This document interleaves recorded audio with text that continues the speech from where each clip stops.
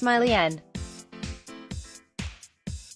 Pool, staff photographer. Texas Rangers position players huddle around third base coach Tony Beasley before beginning a defensive drill during a spring training workout at the team's training facility on Wednesday, February 20, 2019, in Surprise, Arizona. Smiley N. Pool, The Dallas Morning News. Surprise, Arizona. On Sunday afternoon, the Rangers will meet the Milwaukee Brewers for a game. On Sunday night, they will meet the Los Angeles Dodgers and Chicago White Sox. What is this, some kind of crazy split squad? Anything but. It's more of a message to baseball's owners. More than 2 seasons ahead of the end of the current collective bargaining agreement, players are concerned enough about the slow current economic environment to start showing solidarity. Instead of meeting individually with all clubs, as is the spring training norm, the MLB Players Association will meet with the Rangers, Dodgers and White Sox collectively. The change was made only in the last week. Union reps, headed by Executive Director Tony Clark, had been scheduled to meet with the Rangers alone Sunday morning.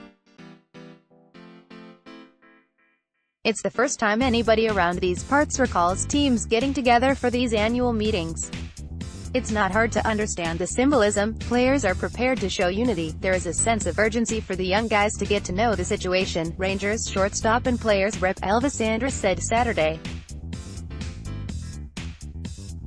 We want everybody to have knowledge of what is going on.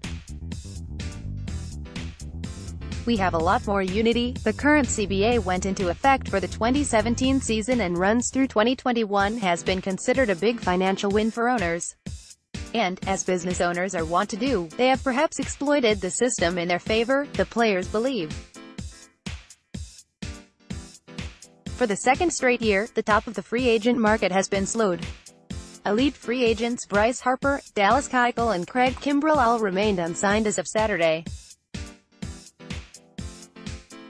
Just as concerning, the notion that many veterans have been pushed out of the game entirely as owners go with younger, more controllable pre-arbitration salary players. There is less incentivization to win with a third of the league's teams, the Rangers among them, seemingly willing to forego the present for the hopes of future draft picks. And there has been more manipulation of service time to assure that teams can essentially hold on to a player for a 7th season before free agency. A year ago, Jesse Chavez was one of those veterans caught in the squeeze. He was without an offer into spring training before taking a 1-year deal from the Rangers for $2.5 million. After posting the second most relief innings in the majors in 2018, he was able to get a 2-year, $8 million deal. 3 years ago, 95 relief innings and a $2.55 era would have been worth more years and significantly more dollars. Chavez's wife is a union dues-laying longshoreman.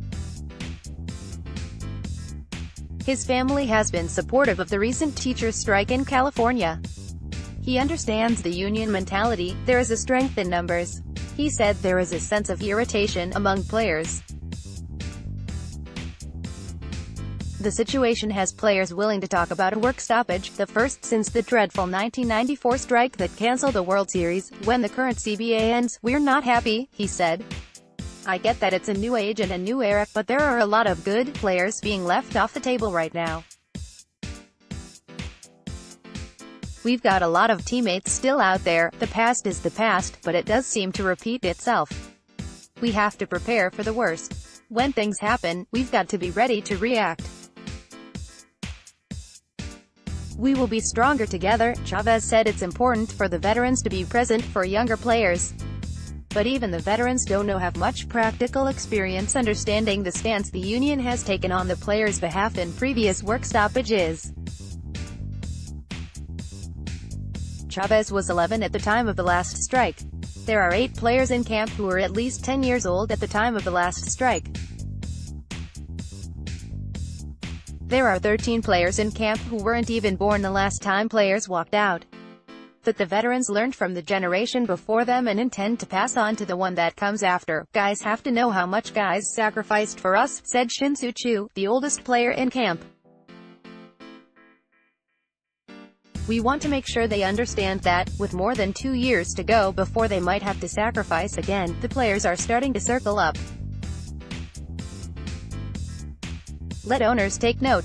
Twitter, @EvanP_Grant